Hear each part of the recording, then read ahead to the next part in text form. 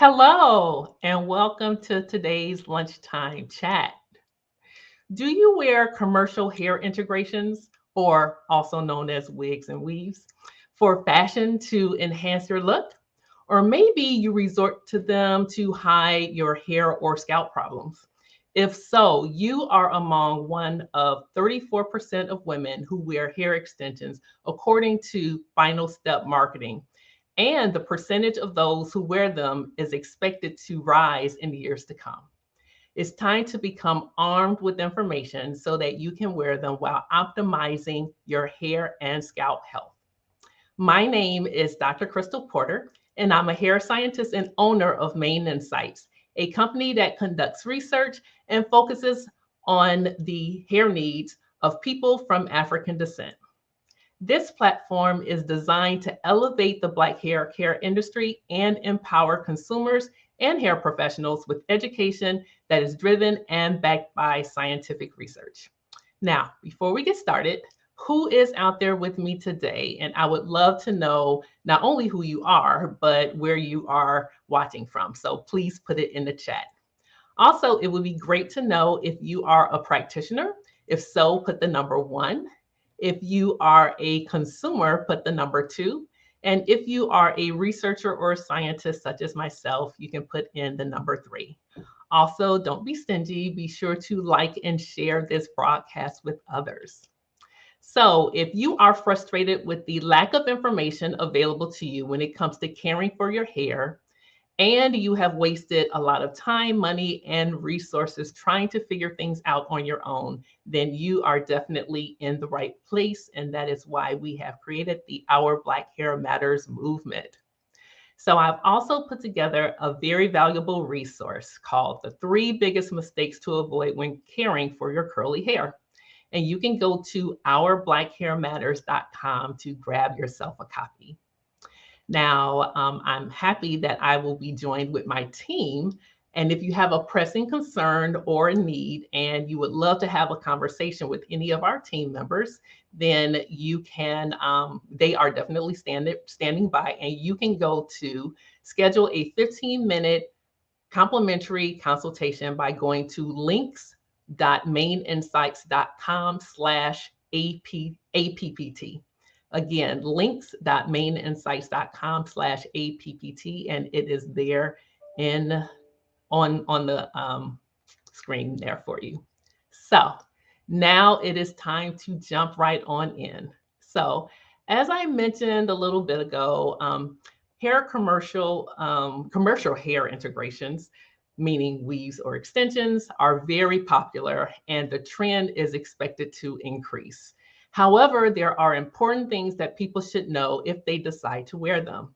But you already know that I typically do not wear them myself, and I definitely don't know how to install them. So I am here with my colleagues who are experts on the subject matter, and they are here with me. So let's bring them on in. Awesome. Welcome everyone, and thank you for joining me today. So before we tackle the questions that many want answers to, I want to tell you a little bit about each of my team members. All right. So we have Marvelette Bailey. She is a certified trichologist. Known as a pillar in the beauty industry, Marvelette has over 30 years of experience backed with in-depth training, licensure, and certifications.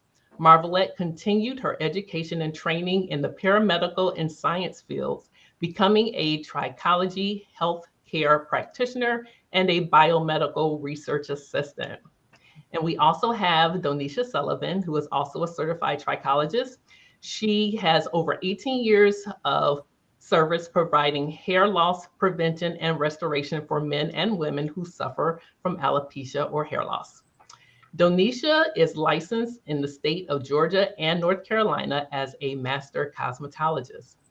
She currently owns a hair and scalp treatment center in Augusta, Georgia, and she also provides non-surgical hair replacement services. And then we have Dana Wilson, who is a certified trichologist. She is a Sister Locks master trainer, a city certified research assistant, certified cold capper, veteran, and mother of a son on the autism spectrum. She is the director of Hair Cares Inc. and began her own Sister Locks journey in the year 2000. She took her initial Sister Locks consultant training course in September 2000 and shortly thereafter became certified. So thank you guys. Really appreciate you being here. Thank you. Thank you for having us. All right. So I want to jump right into the questions. I'm really hoping that we can tackle them all today. But if not, I'm going to have to knock on your door for a part 2 because we do have a lot. And this is a hot topic. Want to make sure that I see if there's any comments. Who is here today? We have Taria from St. Thomas. Okay, I'm jealous because I'm in Chicago and it's definitely not as warm here. We have someone who comes up as Facebook user from South Carolina. Some other Facebook user says, hello, I apologize, I can't see your name, it doesn't show. We have Mary Robinson Butler. She is watching the lives and sessions and really enjoy learning. Thank you. Really appreciate that. Then let's see, making sure. And another Facebook user says hello. All right. So let's jump on into the questions. I'd like to know, I'm going to start off with you, Donisha. Why do women say they choose to even wear commercial hair integrations? Okay. Well, thanks for having me. I appreciate the opportunity to be here for the lunchtime chat. And this is such a great topic. A lot of times I have women and men that will contact me concerning their hair loss, and they want a style that is complementary to what they're used to wearing or their natural look. And so they may be experiencing thinning or breakage or shedding or hair loss. And that hair, they may be in the process of regrowing the hair, or the hair may not be able to be regrown. And so they want something that's going to give them their natural look, but not look like a wig. So fashion is also one of the key parts to the hair integration. Sometimes individuals just want to change their look. It may not be due to hair loss or any hair or scalp conditions. It could just be just for a different look or a different style. And then also there's the background of some religious belief, as you know, as far as head coverings and wearing a wig to protect their hair or to cover their natural hair out of respect and modesty. And so those are just a few things that I've seen. You know, the first thing you said in talking about the fact that they're trying to hide some hair loss or thinning, that seems to be the most widely told story as to why. And that's interesting because people are hiding in shame, and a lot of times they're hiding without getting help. So thanks for bringing that up. Yeah, so I have seen different hairlines or hair product lines that tailor to weaves and extensions. And I'm wondering, when caring for this type of hair, is there even a need for different products or a particular routine? What should people really be looking out for? Can you answer that, Marvelette? So the routine that you should have when you wearing commercial hair or any type of commercial hair, you should follow the same guidelines basically as your own hair.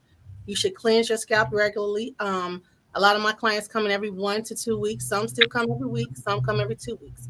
There's a special way to shampoo the hair or cleanse it. I like to take a needle nose tint bottle, and I'll do 1 part shampoo to 3 to 4 parts water, and mix it and squeeze it in. Put the needle nose into underneath the tracks, especially if they have the net type weaving, to cleanse the scalp. Sometimes you can put cotton around the edge and let it sit for a minute, or just go in and shampoo it like you would shampoo your regular hair. But you have to make sure you're getting the scalp cleansed, because a lot of times they press over the top, and some people don't shampoo their hair at all because they feel like the weave, it won't look the same. But if it's done properly, it will. Well, that's interesting. So, how often? I mean, I know you said that some people come in, every other week, but is that the recommended length of time that they should take when cleansing their hair or scalp when Yes, they come in or when they're wearing them? yes.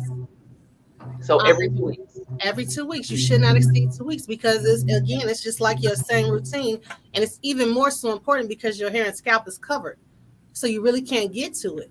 So it's like a breeding ground for everything. Mm-hmm. So you need to make sure you're cleansing your scalp properly and often. Wow. Anybody else have anything to add to that? I was going to say, Dr. Porter, about why people are with commercial integration. And I think one of the, in my experience, that a lot of people are busy. They're busy and they don't have time to deal with their hair. So you can just throw that wig on and keep it moving. And so people's lives are really busy. So I think I've had that experience where a lot of clients are just busy. Yeah, you are absolutely right. I think people who have gone natural really do feel that, hey, I want to be natural. And then they find out the increased amount of time that it takes to care for the hair. And they're like, huh, okay, I don't want to go back to a treatment. So they'll get the installation. So thank you for bringing that up because that is important. And so there are different types of commercial hair integration. We have synthetic hair, and then we also have real hair. So is there a difference between caring for one versus the other?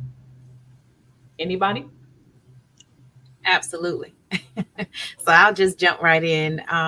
So with synthetic hair, of course, you're not going to get as long of a wear. It doesn't look as natural. A lot of times with the synthetic hair, it's for a temporary style, maybe for a look for an event or an evening, or just something quick and simple. So you can get the synthetic hair and it can be wefted, which is can be integrated into the hair. It could be a wig, a unit, different things, different styles. You can get synthetic or human hair. However, again, just know that the synthetic hair will not last as long as human hair or virgin hair texture.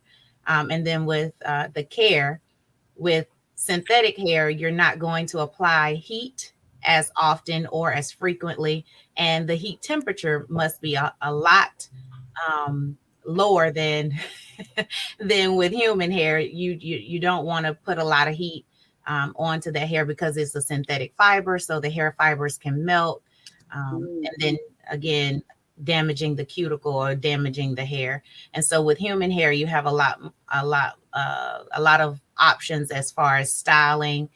You can add color if you choose to.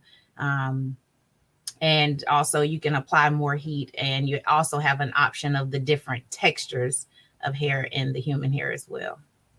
Hmm. So when you say it doesn't last as long, what's the difference? Like, is it a couple of months for synthetic, but 6 months for human? I mean, what is the typical length of time? So in my experience, if someone is wearing synthetic hair, I usually do not integrate that into their hair. It's usually a style that can be removed. So whether it's clip-ins or a wig versus a sew-in or something more of a permanent style. Because with a synthetic hair, it cannot handle a lot of friction and styling. And so with that being said, you'll get, if with good care. So like for instance, a wig, if it's a synthetic wig, you can have a synthetic wig for months if it's being properly cared for. So again, you don't want to apply a lot of heat to it. You don't want, and then the longer textures will tangle and mat a whole lot easier than the shorter textures. So depending on the style that you're looking for, or the type of either wavy or curly texture, is going to depend on how long that hair will last, and then also how well you're going to wear it. So with human hair, you get more of the opportunity to wear the hair longer. You can integrate it into your natural hair. And I would definitely suggest using, if you decide to have it integrated into your hair, human hair, I would use a satin bonnet or satin pillowcase to reduce the friction, to extend the length of the hair or the wear of it. But definitely, to answer the question, with synthetic hair, you have to be careful about utilizing it frequently to reduce the friction. But you can keep a synthetic wig or a unit for months. And then with human hair, it can be even a year if you decide to wear it on a daily basis. Okay. Oh, speaking of wearing on a daily basis, so I would think it would be detrimental to both the hair and scalp to keep it in for an extended period of time. So I know you spoke about wigs as well, not just commercial hair integration in the form of extensions. And so when you say keep it up to a year, are you talking about like in the wig form? Yes. Well, even extensions. So with the virgin hair texture, that can be also kept up to a year as well if it is properly maintained. So using the correct shampoos and conditioners on the type of hair is very important. If you have synthetic hair, you want to use products that are designed for that type of hair texture in order to extend the use of it. And yes, so with human hair, you can have that hair up to a year's use and continue to use it with proper care. Okay. And Marvelette, I've heard of people reusing the hair. So is that something that you recommend? Because if you use the proper products, and so I want to talk a little bit about what proper products actually are, because you hear sometimes that shampoo is shampoo. If it cleanses one type of hair, it's going to cleanse the other. And so, as I said, there are products that are specifically made or at least marketed towards hair weaves or extensions. And so I'm just curious about your particular experience when it comes to whether or not there are products that work better than others, and what's the difference between the real and the synthetic hair when it comes to cleansing. Okay, so you asked me two questions. First, you asked about if you could reuse the hair. Yep. So the answer is yes. As Donisha stated, depending on the type of hair, be it human or synthetic, you can reuse the hair if it is treated properly. And when it comes to properly cleansing the hair, they do have shampoos and conditioners that are made specifically for commercially integrated hair, be it synthetic or human. But for me, I don't deal with a lot with synthetic hair. And I mainly stick to whatever I use for regular hair, I use on the commercial hair, because you're still attaching to your hair. Unless it's I don't do anything with adhesives or glues unless it's a special circumstance. So for my regular everyday clients to get sew-ins, I basically do sew-ins. And some clients get the wig sewn down. But I use the same method as I use for cleansing their hair, regular hair. Okay, so you mentioned glues. And just yesterday, I was speaking to a friend, and she was talking about her daughter getting ready for a special event. And she booked an appointment with someone who recommended that she have a install with glue. And I was like, what? I mean, I know people still do it, but I just wouldn't believe that anyone who knows me wouldn't have heard how it's a trigger for me in terms of hearing that people are using glue, whether it's in the hair or on the scalp. I don't condone or don't like to hear it being used on either one. So can you talk a little bit about that, Marvelette, in terms of, you said, that it sounded like that there are some times where you could use it. And so can you talk about that a little bit? So for me, I can only speak from my experience. I don't do a lot of that. So when I do that, I had like one or two people who has a hair issue where their hair is not coming back, and they wear the lace units. That's not my area. That's not something that I do on a regular basis. So when they had special things to do, they got their install put on. Just the front laid down with that, with the adhesive. But as far as bonding and all, I don't do that. That's not, because it's not healthy. And no matter how you try not to get it on the scalp, it's going to get on the scalp and clog the pores. People are not removing it properly. They make removers for a reason. And sometimes the removers don't even work as they should. There is another product that's very expensive, and it's for hair growth, but it takes the glue off really, really well. I'm not gonna say what it is, but if people want to know, they can ask me. But I don't condone it. That's not something I do, because it causes more problems. For a temporary look, you can have long-term problems. Right. So this particular person, so I want you to explain the difference between bonding and then adhesives, meaning the lace front. I mean, you do need to lay it down with something. And so can you talk a little bit about the difference between bonding and adhesive? And the person who I spoke to was specifically talking about gluing onto the hair or the scalp for the particular installation. Okay, so the bonding glue, it used to come in a bottle with a brush, and as the years elevated and things changed, now it's a squeeze tube, and it's more. It has it's like a rubber like adhesive, and I'm sure it has latex in it. I believe it has a latex base. So they lay it on the track, and then they put it on the hair. It's supposed to be attached to the hair, but people put it on the scalp. Then the adhesive is usually a brush or sometimes a squeeze bottle, and that's used. It's a different consistency, but it's used to lay usually the lace wigs down, as opposed to the adhesive for the bonding glue. So it's a different mechanism, a different type of hold, I guess you would say. Okay. Yeah. Well, there have been problems with both. And so there are a number of celebrities who have lost their hair because of lace fronts. And I think the technique has probably improved over the years. But is there something that people need to look out for lace fronts in particular, so they don't damage their hair follicles? So I am not an expert on lace fronts, but from my experience, lace fronts were originally created for people who did not have hair and could not grow hair back. And then for people who were in for theatrical, like movies or plays, for things like that. That's what they're invented for. So sometimes we take things and we put them into our everyday lives, which that's not what they were intended for. So if you have hair and you grow hair and you don't have an issue, you might want to stay away from those things. You can wear them, but as far as laying them down, you should put them above your hairline, excuse me, which won't make them look as natural. But if you lay them on your hairline, and I've also heard if you shave the hairline, so you're not disturbing the hair, but you're still clogging the follicle, and it could still possibly cause an issue. Wow.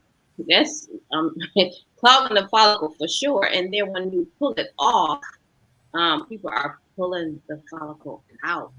And therefore you have traction alopecia, because they're constantly putting on, pulling off, which is wear over time, obviously. And I've also seen people get infections onto their scalp, infections around their hairline, depending on the product that they're using to glue it, bond it, and adhere to the. I think it was one that I can't even remember the celebrity's name. Not too long ago, did a whole show on her experience of her lace front wigs. But she had an infection all around the perimeter of her head. And she had to stop wearing those wigs for about a year. I think it was about a year, just to get the infection under control. I would just be very mindful of that. Wow. Thank you for sharing that. And I just wanted to add real quick, people, we say protective styles, but you have to be mindful of what styles what you're selecting, because a lot of times the protective style ends up giving you an issue. So you have to be mindful of what the definition of protective is, and what are you really protecting and what are you not protecting. Mm-hmm. Yeah, thank you for bringing that up. There are a number of comments I want to get to. So I see Finny Amagashi, hello. Perdita is here. Barbara Pickens is also here, and she says, there are so many people who overuse commercial hair. This is creating more hair loss issues. Quick weaves need to be banned, and customers need to be aware that the fronts are not for people who have hair, not for people who have hair. Yeah. So as you were saying, that it was created for people who cannot grow their own hair. So yeah, thank you for that. Taria says, that's interesting. I didn't know that about lace fronts. Then Barbara Pickens also says, if a person requires, wait a minute, uses lace fronts that don't need them, then they'll have issues with traction alopecia. Yeah. Taria also says, wow, I'm glad that you ladies are committed to getting the information out. And then Fiona Murray says, if people decide to wear lace fronts, they should give themselves time to rest in between. Okay, awesome. Thank you. All right, so Dana, you specialize in locks, and I have seen a number of beautiful styles where people have added hair or integrated hair to make that faux lock appearance or look. So can you give us some information from your standpoint, and do you do them yourself?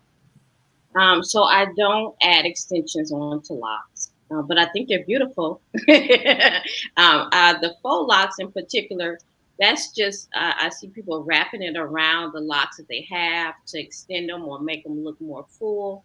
But if you have, if your locking technique is interlocking, it really does interrupt the locking process, the natural interlocking process, meaning your hair, because the locking process starts at the tip of the hair. So if you're adding something onto the end of it or around it, your hair is trying to incorporate around that added hair. And so as soon as you take it out, you kind of starting all over again. So they look beautiful. The extensions look beautiful, but they're not adding to, it's slowing down the process. That's exactly what it's doing. It's slowing down the process.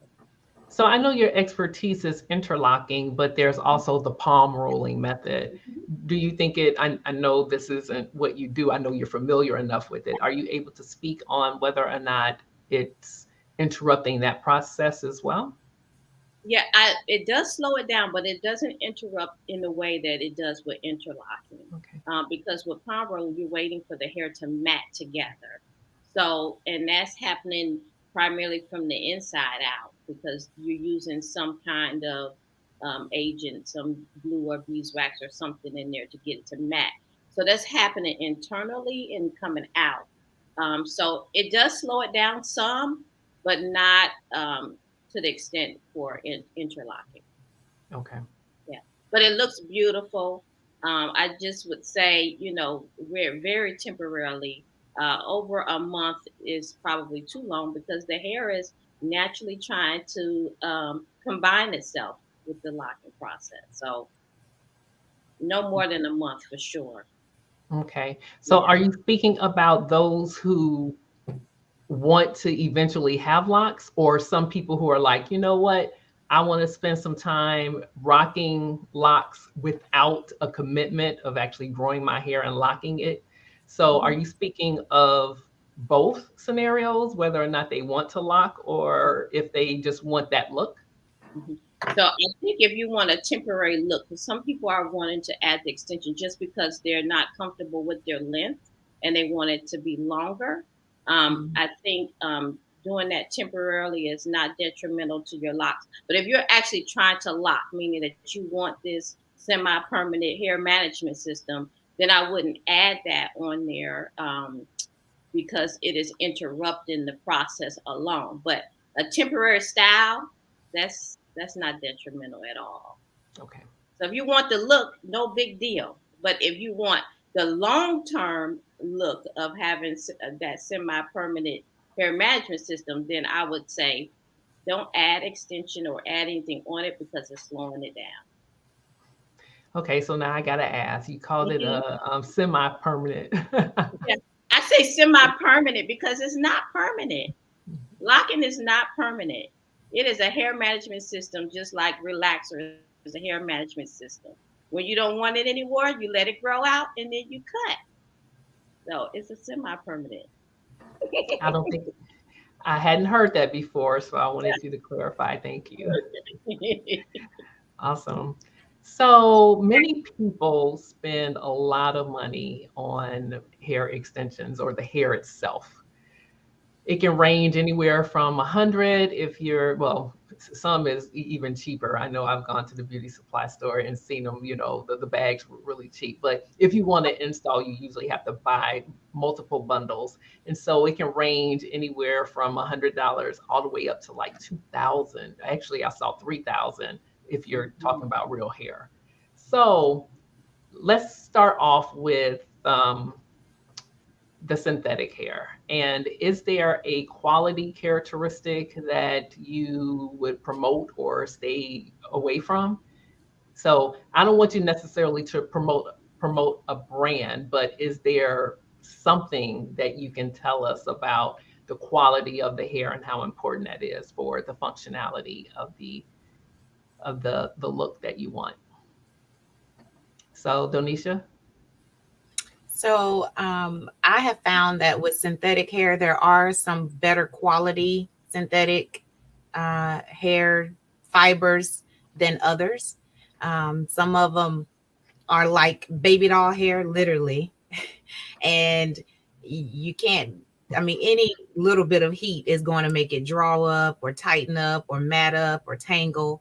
So those types of qualities, and they are on the cheaper brand. Or the cheaper scale, I would definitely stay away from those unless you're looking for a synthetic wig that you just want that look. That's something that's temporary, something quick, just to change the style. But there are some better quality synthetic hair fibers that can heat can be applied to them very light. They can last a little bit longer. They won't tangle as quickly, and they have a little bit more of a texture than just the plasticky baby doll type hair texture. Okay. Is that your experience as well, Marvelette? Yes, absolutely. Okay. And so it sounds like you both prefer real hair. It just depends. Yeah. But for mainly what I do, I like human hair. Although all human hair is not really human hair, even if it says it on the label, it's really not. That's a fact that I wanted to put out there. So whether you're paying $500, $1,000, you're getting the same thing in most cases as a lower brand hair. You may have a better processing technique, which can be also harmful to you because it depends on what they process the hair with. Anything you put on your scalp, you have body heat, so it's going to raise your body heat and it's going to seep into your system. So you have to be mindful. You have to cleanse the hair before you put it on your head. Okay, so I was going to ask this a little later. So let's talk about the cleansing process.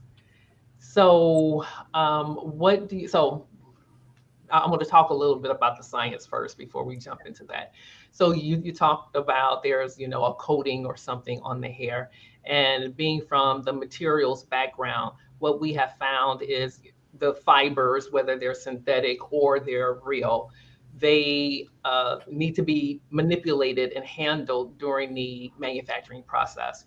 So when I was doing research in the laboratory, I would oftentimes have to remove what is called in industry a sizing. So that sizing is the coating, but it's put there so that during the manufacturing process, the fibers themselves will stay intact. And so a lot of times, depending upon the type of fibers that I was dealing with, sometimes I would have to heat it up and burn it off because I had like glass fibers, for example, when I was working in the laboratory. And so when you talk about cleansing the hair, I think you're talking about removing that coating.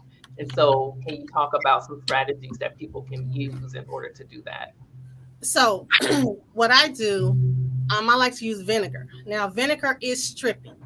So you have to be careful because if you buy hair that is with a curly texture or with a silkier texture, it's going to change the texture of the hair. So what I advise, you could do a test with a small piece of the hair to see how long you want to treat it. You could just swish it around vinegar, not all vinegar, like I'm going to say maybe 8 ounces of vinegar and 32 ounces of water. I'm just throwing something out there because I don't measure. I just have a little bucket that I use. but I put vinegar and water, hot water, and sometimes I switch the hair around and then I go proceed to shampoo it. Sometimes I let it sit. It just depends on the client, who the hair is for, and what I want to get out of the hair. If the hair has a really, really bad stench, that is, I would not use that hair because something else is going on with it, or something. They use a very harsh chemical. Normally, that's the case. They use something very harsh, which could give you other issues because you have people who have, the scalp is broken out, the skin is broken out, they got sick, the hair could have been infested with something, they got something, bugs. So it's a number of issues that go on with the hair, and depending on where you get it from. You can't go by brand because the hair is basically shipped usually the same way. So you don't know how they're shipping it, where they're manufacturing the hair. You don't know what that looks like. You just don't know. So before you get anything, even synthetic hair for braiding, you really should rinse that through vinegar too. A lot of people are not going to do that because it's time consuming, and they figure it's going to change the mechanism of the hair or it's going to slow them down. But sometimes you have to take those additional steps to be safe. Okay. So, you know what, as you're talking, all I can think about is how is a regular consumer supposed to know all this stuff? I mean, we're talking about it now, but there are so many brands out there. And I tell people all the time, sometimes it's worthwhile having a consultation with someone who is knowledgeable just to get an idea. So even if you can't afford the installation with a professional, at least talking to a professional. And it may be a cost to it, but based on what you're saying, I wouldn't want to have trial and error or experience it on a trial and error basis to figure out what my hair needs, because it's a lot of money. That's interesting as well to me, because I'm thinking about some clients who that have scalp issues or have experienced scalp issues, and they think that it's because maybe they didn't allow their scalp to breathe, but it's obviously also because of the chemicals that might have been used on that particular hair. Yeah. So there's a question in the chat that says, what are your thoughts on sister locks? And I know that that isn't specific to the topic at hand, but I do want to say that Dana will be on with me one-on-one, and we will be talking about that on June the 6th. So the first Monday in June, Dana will be talking about locks in particular. And so I would actually say, Dana, you are the one to talk about that. You want to just give like a sneak peek of what it is we'll be discussing?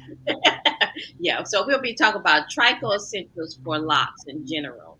So what are the things that we need to think about in regards to saving our scalps, right? And our hair, and how we need to, as practitioners of locks, things we need to think about as far as parting the hair and stuff when people having hair loss as well. So all things lock. Okay, but obviously you are a supporter of sister locks, because not only are you certified in doing them, but you also wear them yourself. So yeah, so and I think her feelings are kind of obvious in terms of she advocates for them, right? Yeah, I'm biased. I'm biased. But I love locks in general. Yeah. All right, then we have someone who's Fiona says many people don't care about the integrity of the hair and scalp. So I would say I think they don't care until something happens, and then they care a lot, you know. So thank you for that. And then Ariana says synthetic hair can be blown dry to kill bacteria. Ooh. Yes, and you know what? I'd be curious about that.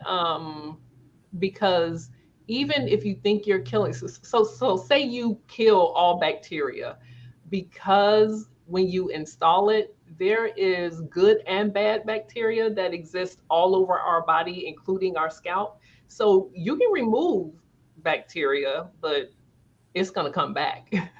And depending upon your particular microbiome, which is like the environment of microbes that are on your body within and on the surface, that's going to dictate how the bacteria will grow. And so all of it isn't bad, but this seems also like the opportunity to talk about research that one of my students did when she was in her undergraduate studies at Chicago State University. She did studies on synthetic hair, but we had students that also looked at the microbiome and how that changes on the scalp. And no matter what type of hair you use, it is going to disrupt your normal microbiome or the environment in which your scalp is in. So consider that it is going to change. And we haven't talked about this yet, but there are some people who cannot have like extensions or hair integrations in their hair because they are sensitive to it, right? You have not only is it due to lack of cleansing or not the frequency of cleansing not being enough, but sometimes day one they have it installed and that next day they're having it removed because they have a response to it. I was wondering if you have any experience with that yourselves. Well, having a sensitivity issue or having clients have a sensitivity issue. So Marvelette? Years ago, I had a client who had a sensitivity issue to sew-in, and she had to remove it the next day. She got physically sick. So whatever was on the hair, and this had to be at least maybe 20 years ago. It's been a very long time ago, before I was even a trichologist. But whatever it was on the hair, she couldn't take it. And I always shampoo the hair before I install it, but she was sensitive to it. It just made her, she said she just felt sick. She had to take it out. And then there was a particular brand of hair I used, I guess about 10 years ago. It broke my scalp out. It was like red and pussy. Whatever it was, it broke me out. And I did treat it. I didn't soak it in vinegar, but I did treat it, but it's still. So that's when I went to using vinegar on everything. If I'm going to put it on me, it has to be treated with vinegar, and I boil water. So whatever's stripped off is stripped off. I don't care. It is what it is. Wow. And I had experience with a couple of clients that had lock extensions were like pieces where, because they had low density, and so they wanted to add locks. Now, for the clients who had the synthetic hair, they had more issues than the ones that had the natural hair, meaning maybe they cut part of their locks and then they incorporated into the places that had low density. They didn't have as many issues as the folks that had synthetic locks in their hair. Now, I don't recall what kind of, like the brand or anything like that, but I know that they had sensitivity on their scalp. How about you, Donisha? Have you had any experience with that? I have. And actually, I get a lot of women that'll contact me that have been wearing like the braid extensions. And as Marvelette mentioned, like the synthetic hair, a lot of times the person that's installing it, they won't take the extra step of cleansing the hair or trying to strip it or anything beforehand, because again, it slows them down, or they're just not accustomed to treating the hair before application.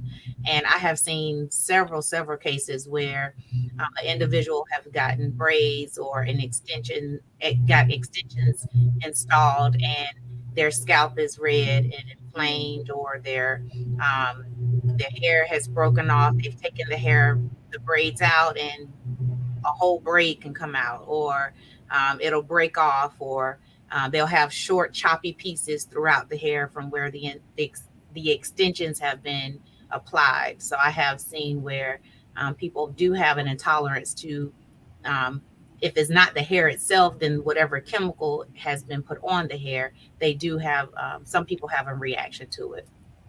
Wow. I just wanted to add too, when the synthetic hair for braiding, usually it starts off as a ball and it runs through a machine and produces the hair. And that stuff is shipped. It's in warehouses, in crates, not wrapped up, and usually warehouses, you have mice. So they're using the bathroom on the hair and everything else before it's packaged. And then they package it up and sell it to consumers. You put that directly on your hair and on your scalp. So you really have no idea what you're putting on your scalp, which is then going into your system. It's interesting you say that because there has been buzz in the industry that there is no quality control. There isn't a, not to say there isn't a need for it, but no one is overseeing. People are just selling hair and letting them do whatever they want to do. So yeah, there's no oversight, which can be a problem. So you're absolutely right. It's a reason why we have laws and regulations like in food and even in making products, to make sure that you have good manufacturing practices. And I don't think that that is something that people even question, but it's up to us as consumers to demand that there is transparency. And I don't think that there is a particular agency that oversees that. I would have to look into that further, but that is something that has been going around in the industry. All right, so we have Barbara Pickens. She says, it's so sad that when clients are told of the dangers of using things that aren't good for their hair and scalp, they continue the cycle until something horrible happens. Yeah. And then Ariana says, inadverse to vinegar. So I think she's talking about what she was talking about with the bacteria. And then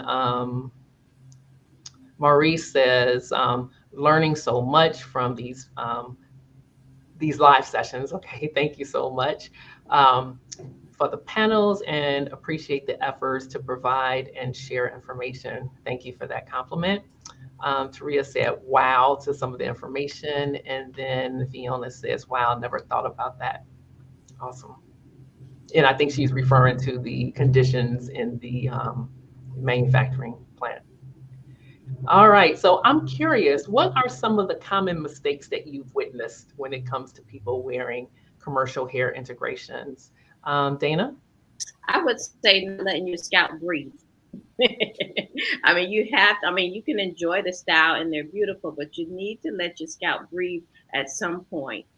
Obviously, cleansing the scalp is important, but this letting the scalp breathe with nothing attached and nothing on it, I believe that is probably the number one thing that I observed that is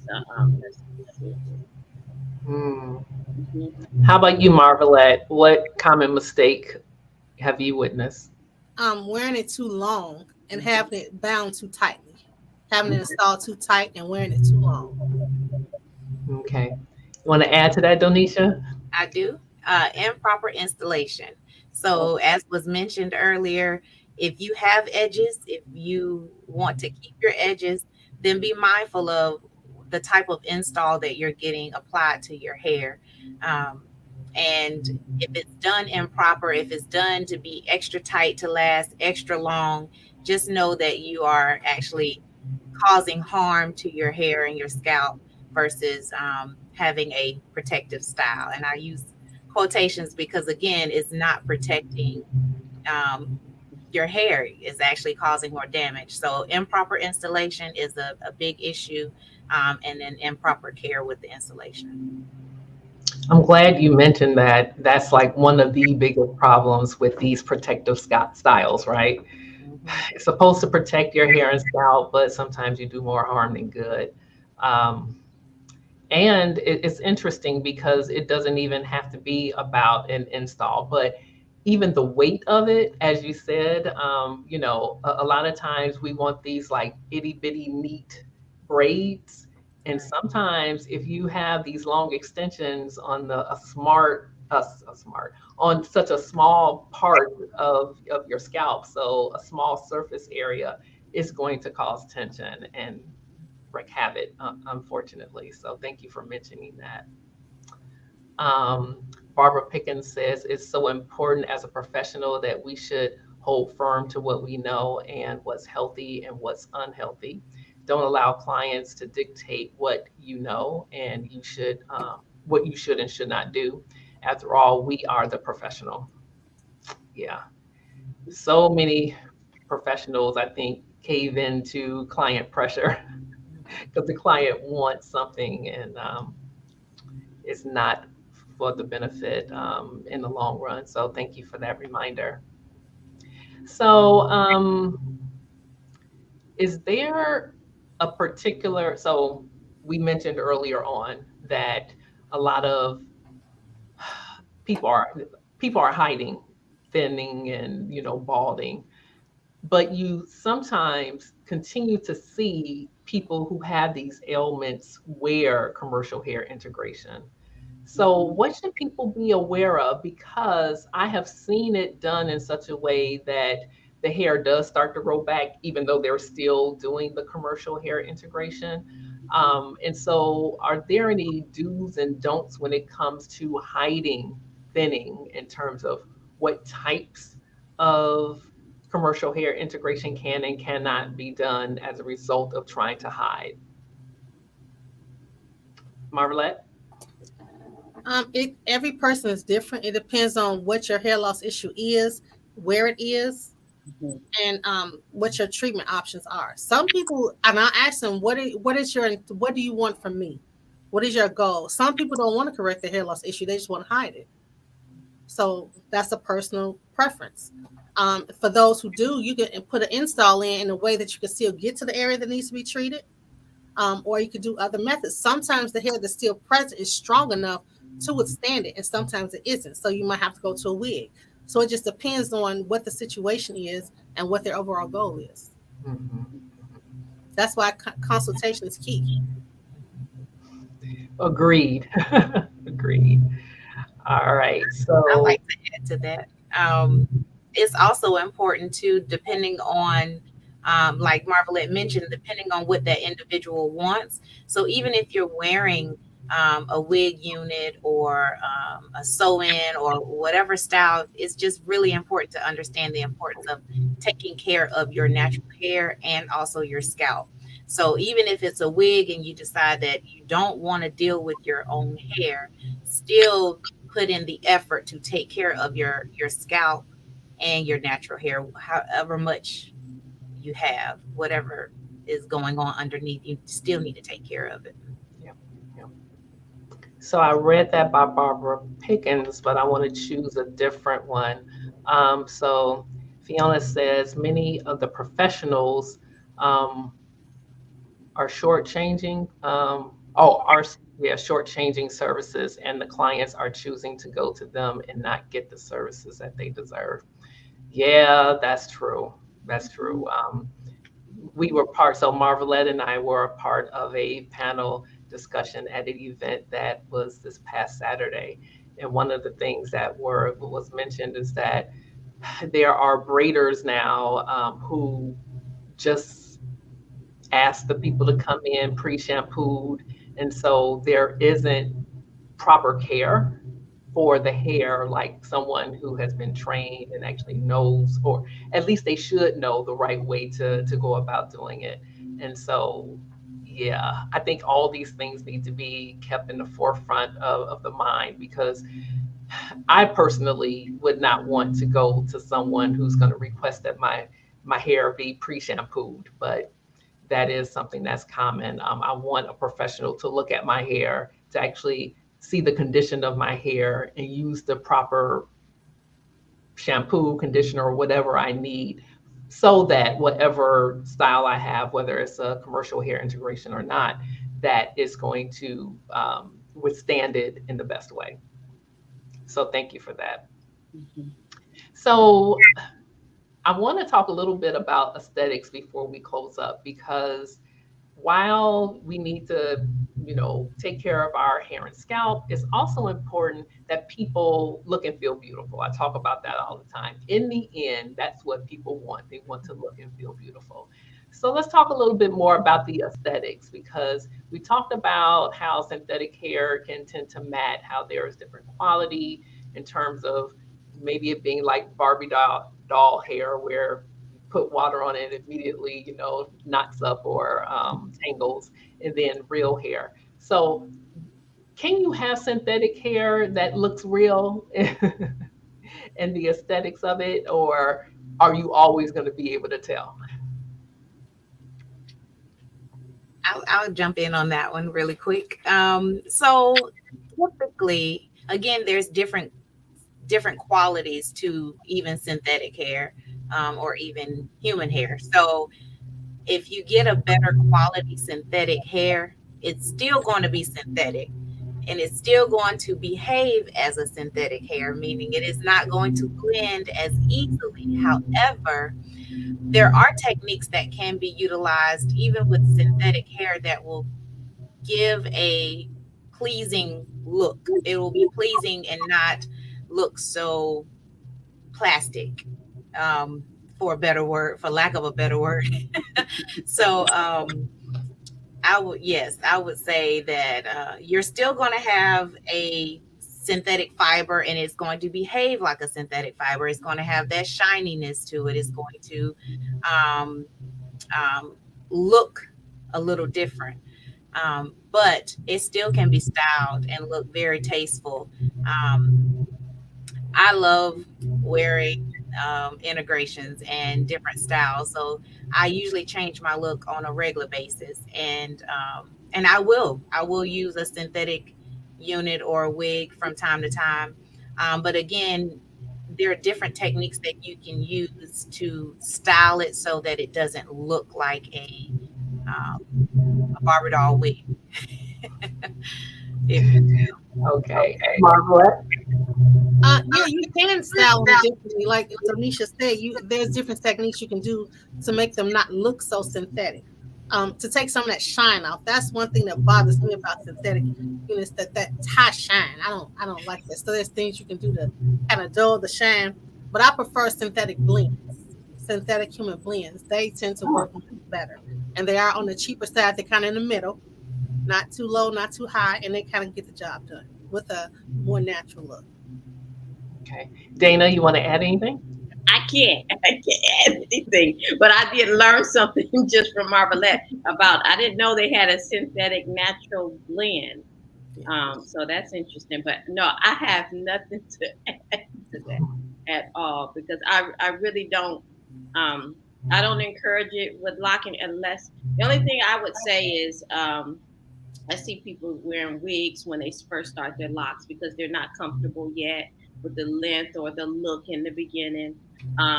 And I would just encourage people to make sure that they allow the scalp to breathe and to take care of it. But I don't have anything to add in regards to the quality of the hair. Okay. Now, Taria asked, what is the mindset of the stylist requesting you wash before you come in? Is it time or a hygiene issue? Want to talk about that, Margaret, since we talked about that during the panel discussion? So it's so funny when that first came up. The other question, took me right back to the panel discussion yesterday, Saturday, about and it's not just the braiders requesting that clients come in pre-shampooed or short style ready. It's other professionals too. I would like to think the people that are doing that are not licensed. However, I kind of believe some of them are. But I don't know what I can't speak to that because I don't do that. I only know what the audience said when we were on the panel discussion. So the audience, I'm not quoting myself. I'm quoting the audience members. Some people said it's a money thing. They're trying to get more clients in, more clients out. I don't know. I try to maximize the money that they make. I don't know. Probably to save on time. But if you're not sanitizing tools, you don't know if they shampooed. Somebody had their requirements posted on Instagram. Somebody showed them to me. And it said shampooed at least 3 days prior. No more than 3 days or no less than 3 days. So you had to have a 3-day window to shampoo your hair before you came get your hair done by this particular person. And she's not a braider. Mm-hmm. And this person charges $500 for a ponytail, and she is not like it. Okay. That's a whole nother chat. That's another chat. So for a lot of opticians, because they're not licensed, they may not be licensed cosmetologists, it is common practice that they just have the client come with the hair shampoo within 24 hours prior to the service, and they're just doing the maintenance and not the shampooing or the cleansing of the scalp. So that's common practice in the lock world. Yeah. Mm-hmm. So a couple of comments.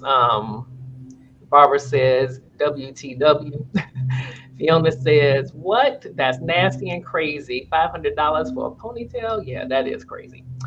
All right. So we're going to end it by just, are there products that should be avoided when you have a commercial hair integration?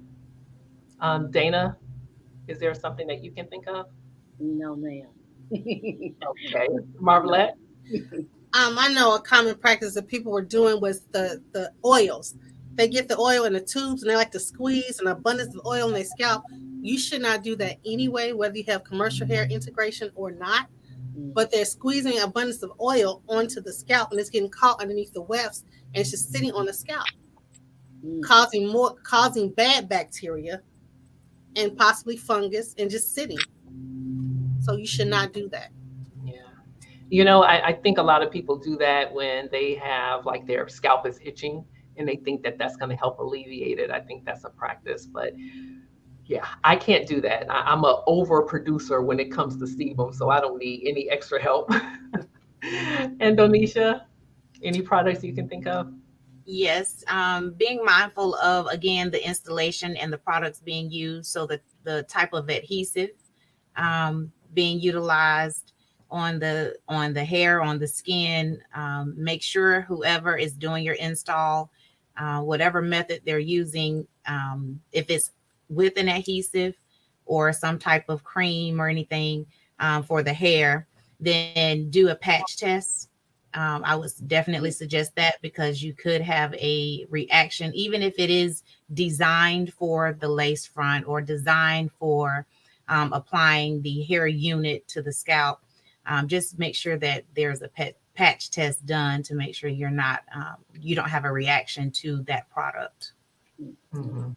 I just want to add one other thing. A lot of times clients will have a commercial hair integration. They'll come in and say, for those who are not natural, can you give me an edge? Absolutely not.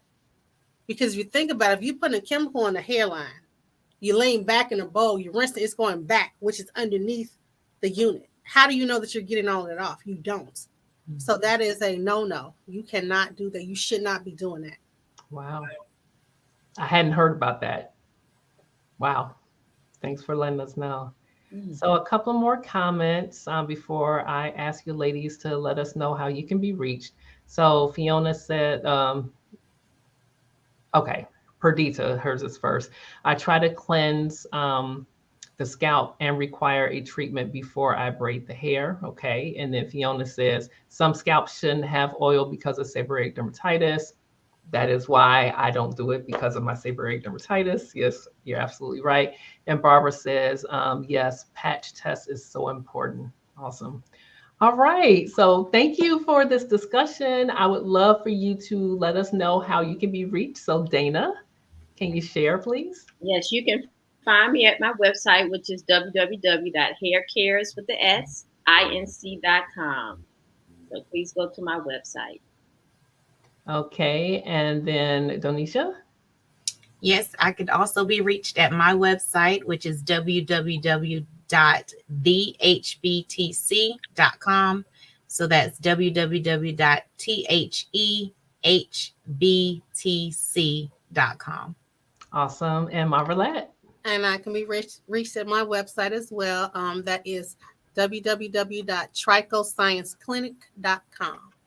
Okay, and all of those websites have been put into the chat. So thank you so much. Demetria says, great info. Thanks for sharing. Thank you so much, Demetria. All right. So thank you, ladies, again. And I would just love for you to continue the conversation. So if you haven't done so already, please go to the Our Black Hair Matters movement and join the group and let us know your comments, especially if you view the replay. And always remember that our Black hair matters. And as always, take care and love your hair. Bye-bye. Bye.